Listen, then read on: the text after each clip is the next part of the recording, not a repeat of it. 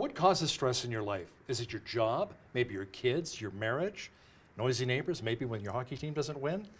The next gentleman who's joining me at the desk has a lot of experience when it comes to stress and helping people deal with stress. His name is Gordon Colledge.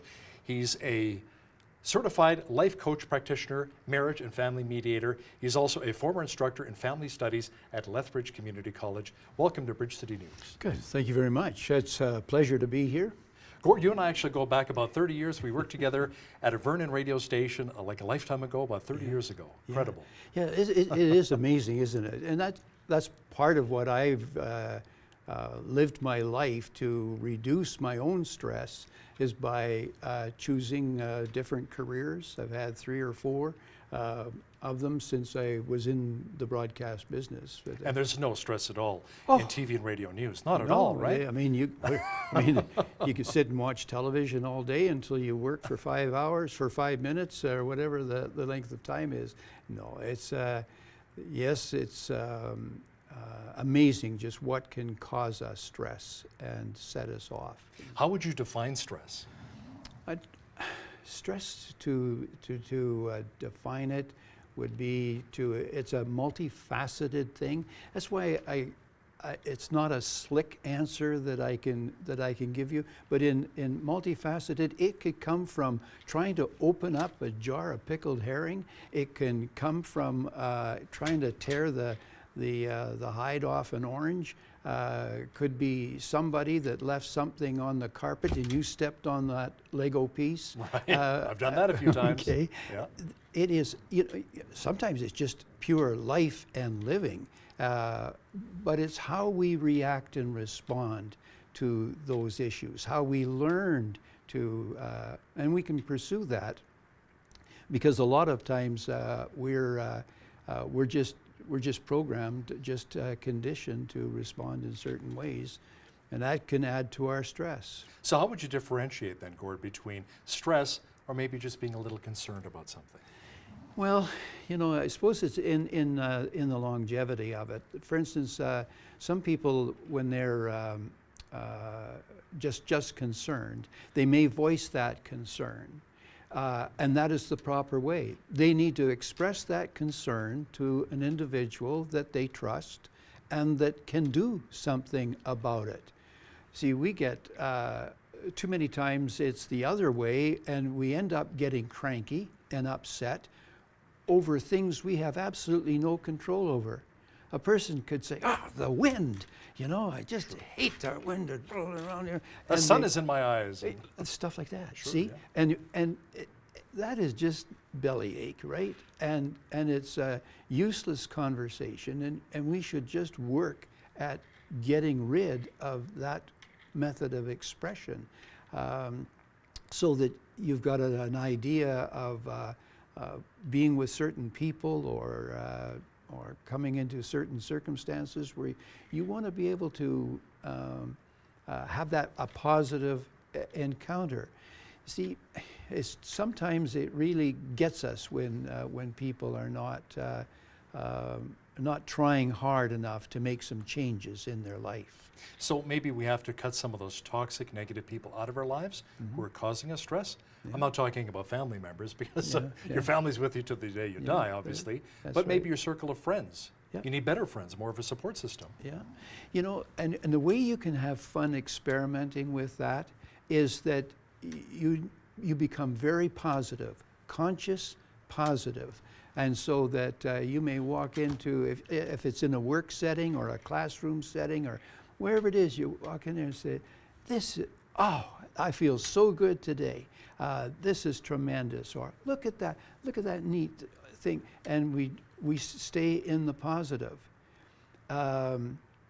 If you don't stay in the positive, or if you do stay in the positive, you will annoy a lot of people, and people are very uncomfortable when you're too positive and you're always walking around with a smile on your face. They just want to know what you're up to, and they're making all kinds of suggestions. That's an indication of how we've allowed ourselves to drift in our culture, and we get ourselves in a real bind.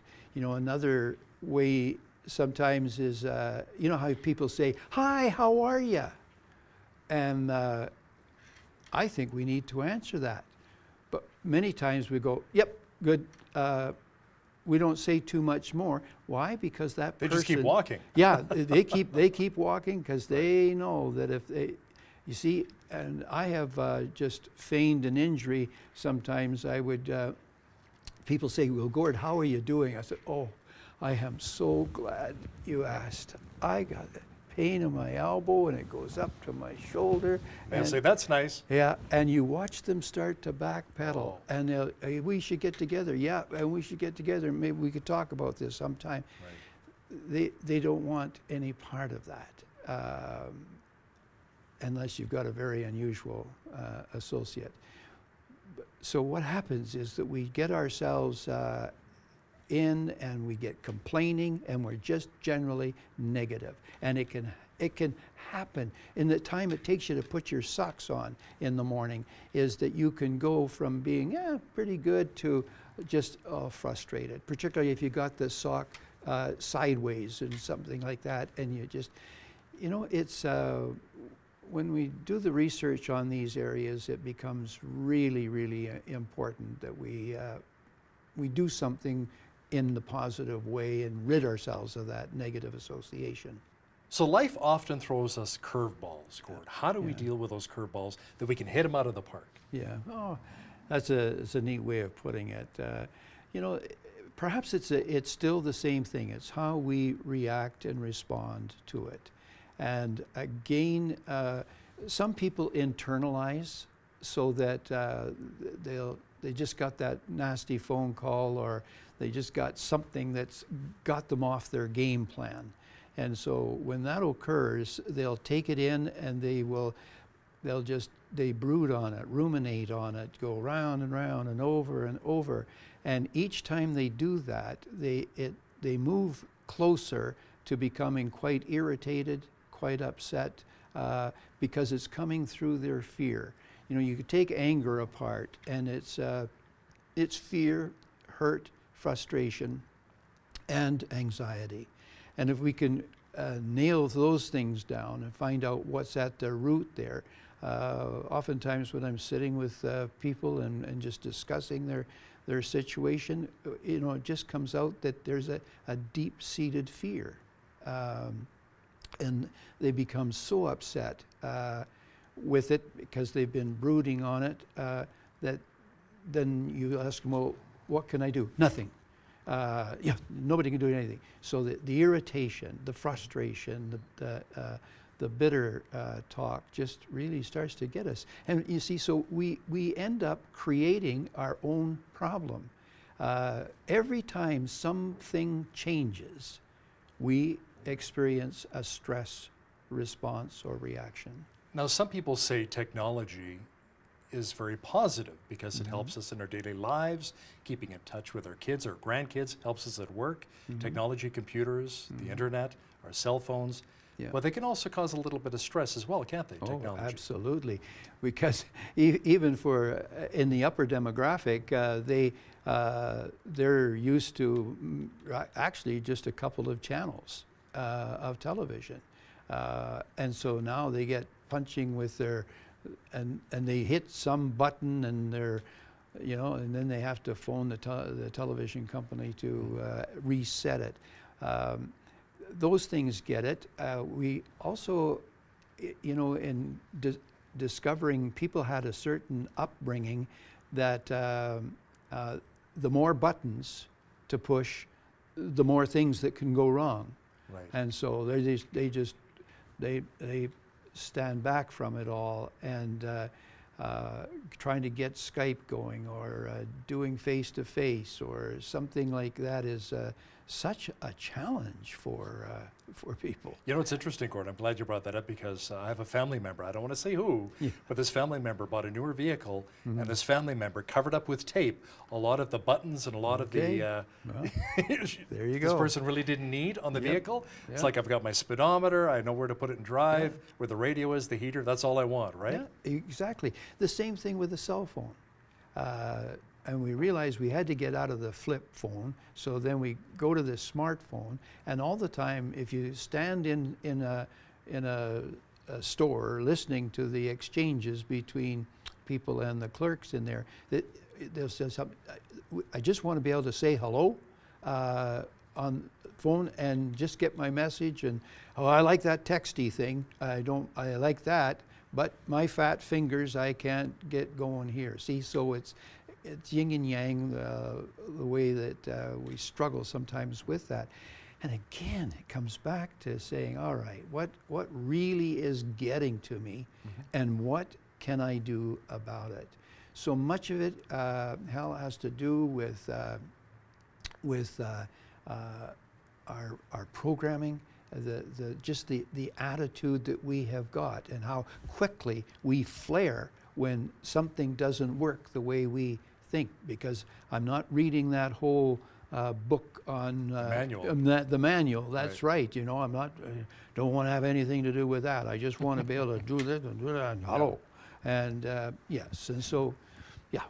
What kind of relationships cause us stress? I mean, a lot of times it's family members, maybe in our marriage, or our kids, sometimes our coworkers. Yeah, absolutely. Right? Sometimes the closer the relationship, like a spouse is, and a parent, or children, all of them, there's can be some real change, a real stress there. My brain's getting ahead of me a little bit, and you see, if we go back to thinking that anything that changes creates a stress reaction in me, and so I have to learn to be okay with things that change. You know, we talk about an old saying used to be like, I can just spin on a dime.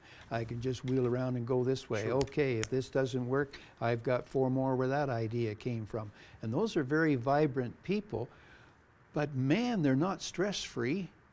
These are your type A that are so driven and compulsive, and just show it to me, and I could just, I could repaint the studio between coffee breaks. That's impressive, by the way. Yeah, it would be.